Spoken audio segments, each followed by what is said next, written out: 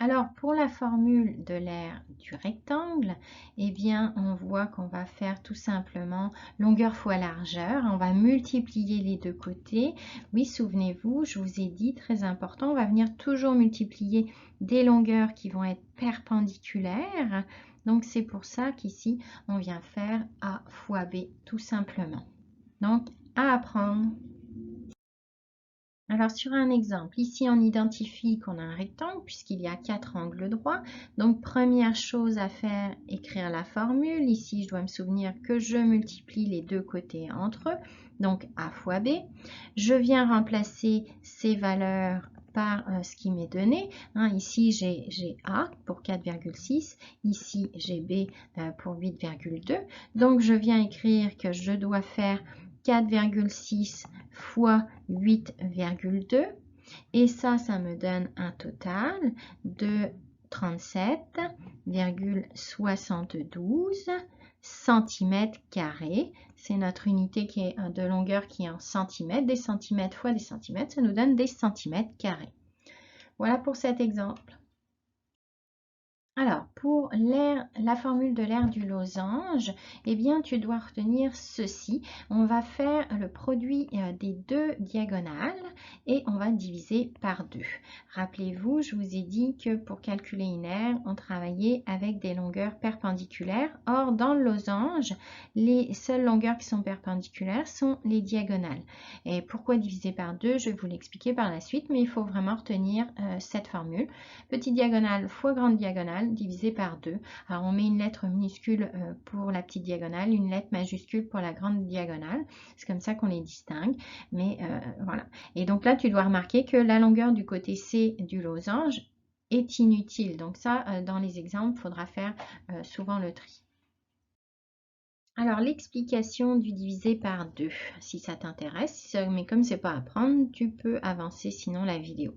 Donc, la petite diagonale, on la retrouve ici, c'est cette longueur-là, petite diagonale, et tu dois remarquer que tu la retrouves aussi ici, petite diagonale. Et la grande diagonale, ici, grande D, eh bien, on va la retrouver aussi ici. Donc, tout ça, c'est notre grande diagonale. Et là, quand tu as ça, tu remarques que ça nous fait un rectangle. Et l'aire du rectangle, c'est quoi? Eh bien, c'est longueur fois largeur.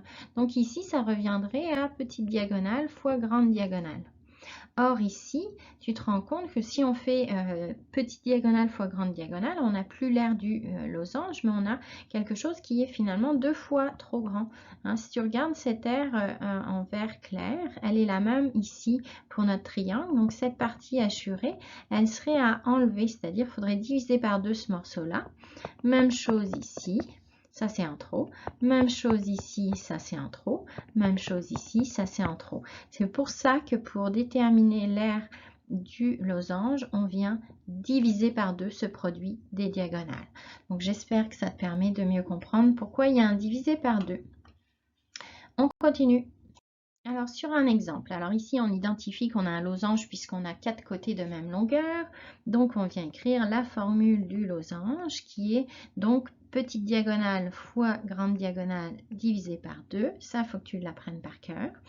On vient remplacer les valeurs, les lettres par leurs valeurs. Donc ici, on voit qu'on a la grande diagonale. Ici, c'est notre petite diagonale. Donc, on a un 4 fois 6 à diviser par 2.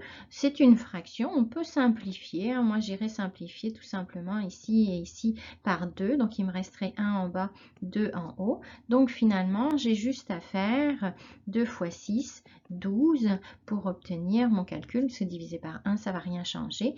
Et je n'oublie pas mon unité d'aire qui est le centimètre carré. Voilà.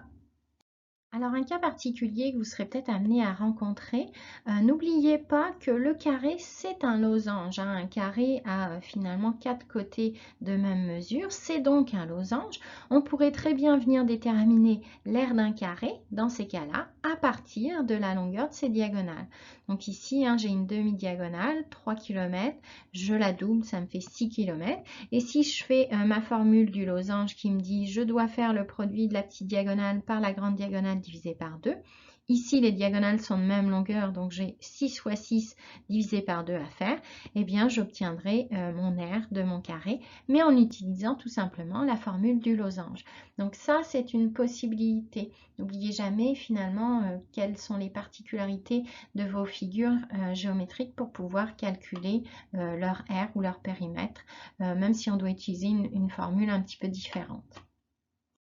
Alors maintenant, la formule de l'aire du parallélogramme. L'aire du parallélogramme s'obtient en multipliant la longueur d'un de ses côtés par sa hauteur qui lui est relative, c'est-à-dire la hauteur qui est perpendiculaire à ce côté. N'oubliez pas, je vous ai dit, nos formules d'aire, on les trouve toujours en multipliant deux longueurs perpendiculaires. Donc ici, la hauteur est ce qu'on appelle la base finalement. Donc, rappelez-vous aussi qu'une hauteur, c'est vraiment la droite qui est perpendiculaire à un côté et qui rejoint finalement l'autre côté. Alors, c'est sûr que normalement, on peut le considérer comme une droite, mais là, en l'occurrence, comme on s'intéresse à sa longueur, on va vraiment venir trouver l'écart entre les deux côtés pour le parallélogramme ici. Donc, à retenir cette formule, base fois hauteur. Ça, c'est la formule de l'aire du parallélogramme.